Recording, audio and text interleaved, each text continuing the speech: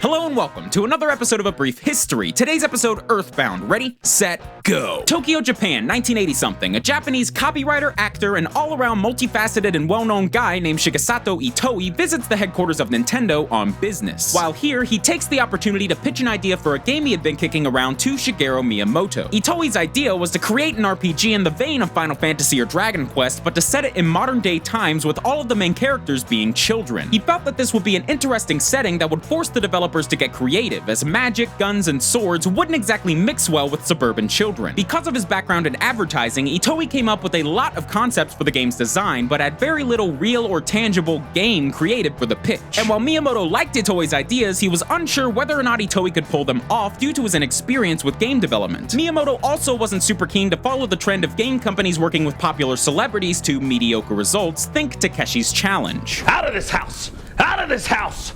Spirits be gone from this house. And while Itoi might be unknown in the States, in Japan, he is a bona fide personality. He was in My Freaking Neighbor Totoro, for Pete's sakes. Yeah, that movie that I haven't seen. But Itoi insisted that he wanted to make the game, so Miyamoto and then Nintendo president Hiroshi Yamauchi helped him start a development studio known as Ape Inc. What resulted from these efforts was a game known as Mother, released for the Famicom on July 27, 1989, exclusively in Japan. The title put the players into the role of the 12-year-old Ninten, really creative name there guys, who must use his psychic powers to help stop an alien invasion in rural America and travel to the mystic land of Magic Hands. As mentioned previously, the title's gameplay drew heavily from other JRPGs of the era, but switched out swords and sorcery for psychic abilities and baseball bats. Mother was fairly well received, with critics praising its sense of humor and graphics, and it ended up moving around 150,000 copies, making it a moderate success. So development on a sequel began pretty much immediately, with Itoi still acting as the creative force, but featuring an entirely new team of developers. Unfortunately, the development of Mother 2, or Earthbound outside of Japan, was rife with difficulties, presenting numerous roadblocks and delays despite the dev team's best efforts. In fact, these problems got so severe that after 5 years in development, Earthbound was facing cancellation. Enter producer Satoru Iwata, who insisted that the team scrap all of their programming work and start over, or else the development could drag on for another 2 years. They agreed to do so, and with Iwata's help, the title was completed in just one more year, releasing in Japan on August 27, 1994, and in North America on June 5, 1995. This game brought back and enhanced most of the features that made the original Mother so unique. Rural setting, alien invasion, weird atmosphere that in retrospect seems pretty ahead of its time, and of course, psychic children, including he who is essentially the face of the series now, Ness. And yes, his name is in fact an anagram of SNES. Clearly, no expense was spared when naming these characters. This is a dumb joke. Earthbound was a critical success in Japan, but an odd marketing campaign in North America resulted in it pretty much flopping, selling poorly and failing to gain critical praise, due mostly to its childish appearance and the fact that RPGs wouldn't become big in America for a few more years. But as time went on and American tastes changed, Earthbound finally began to gain the praise that it missed out on, now being boasted as one of the finest RPGs ever made. And despite the underwhelming international sales of Earthbound, Itoi had one more story to tell in the Mother universe, so development on a third title began for the SNES in 1994. However, as development got underway, Nintendo decided to shift the team's efforts onto their upcoming new system, the Nintendo 64. Earthbound 64 was shown to the public a few times, but the technical demands of the game meant that it wasn't actually able to run on the N64, so development was again pushed onto the Nintendo 64 disk drive. But since that system flopped like a dying fish, that plan didn't really work out either, leading to the eventual cancellation of Earthbound 64 in August of 2000. Fortunately, however, development was picked back up for the Game Boy Advance 3 years later, following the successful launch of GBA ports of both Mother and Earthbound.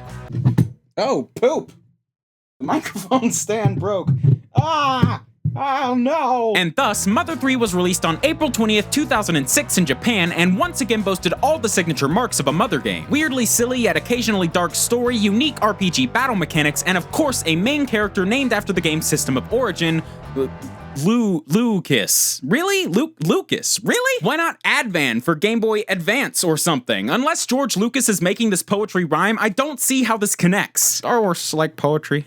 rhymes. Now, you may have noticed that I only mentioned Mother 3's Japanese release, and this is because that was the game's only release. Mother 3 never saw localization outside of Japan, and still hasn't to this day, much to the frustration of Earthbound's incredibly dedicated fanbase. However, when it appeared that Nintendo was never going to release Mother 3 outside of Japan, fan site Starman.net didn't complain or start petitions, they just bit the bullet and localized it themselves. Spearheaded by professional translator, I can't believe I'm about to say this name, Clyde Tomato Mandolin, the Mother 3 fan translation was completed in October of 2008 and downloaded over 100,000 times in just its first week. And really, the passion of Earthbound fans has sort of revitalized the franchise in recent years. A trend which primarily began in 1999 with the release of the original Super Smash Bros. For the Nintendo 64, in which Ness appeared as an unlockable fighter. And ever since then, Mother has been represented in every single Super Smash Bros. Title, effectively introducing the franchise to a far wider audience than it would have had otherwise. An audience that was really excited to explore this series that they have been introduced to. But due to the game's poor sales in America, SNES copies of Earthbound have become incredibly hard to find and extremely expensive, and heck, the other two games never even made it outside of Japan. These were problems that plagued the Mother fanbase for years, but eventually Nintendo finally came around to solve them. Well, most of them. In 2013, Nintendo officially released Earthbound through their Virtual Console service for the very first time. And then, on June 14th, 2015, the company also released the first officially translated and localized version of the original Mother entitled Earthbound Beginnings. Mother 3 has still yet to see any sort of official localized release, but 2 out of 3 ain't bad,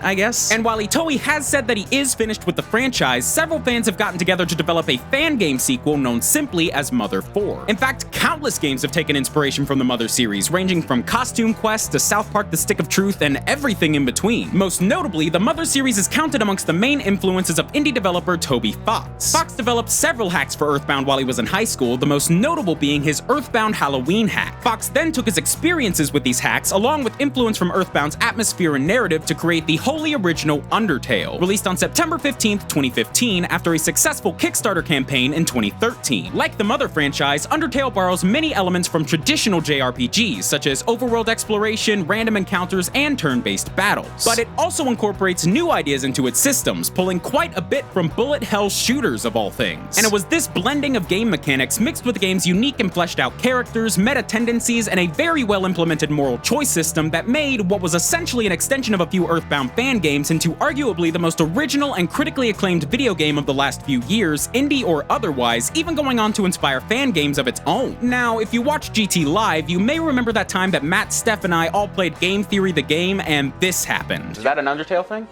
Oh my gosh, Ryder! I've never played Undertale. So oh my young. god! You're so young. It's not an excuse! Are you a child of the internet?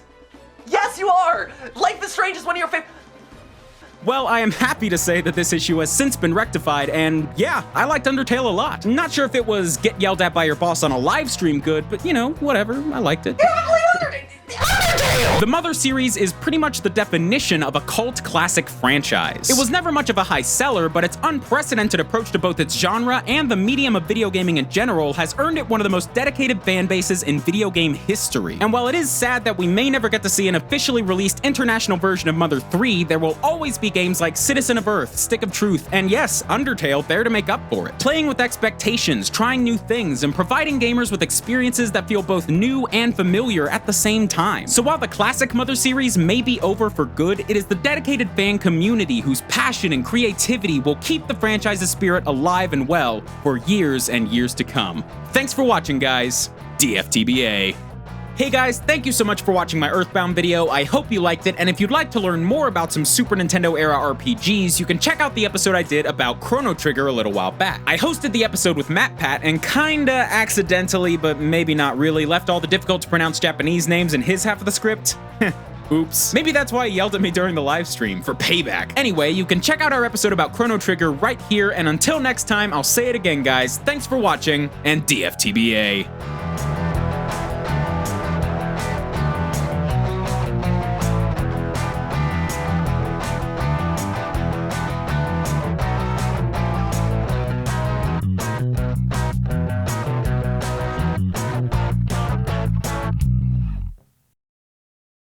Go and be filled with determination!